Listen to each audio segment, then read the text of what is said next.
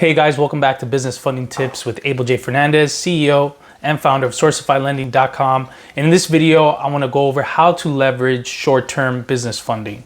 Now, most of our customers, when we get them an approval, they go through the whole application process.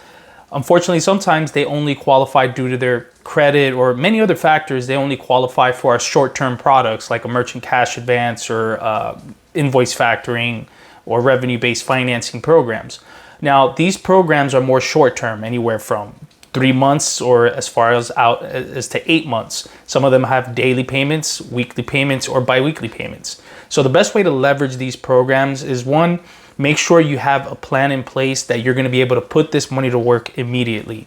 If you're only looking at the interest and the term, then you shouldn't take any kind of funding, because if you just want to get the money, just having it sit there and be like, okay, I'll use this when or possibly, I can have a use for it, then obviously don't get it.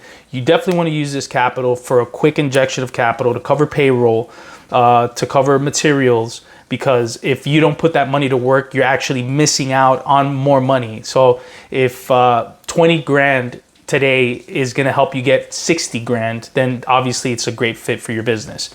So hope you guys enjoyed it. I'll see you on the next business funding tip.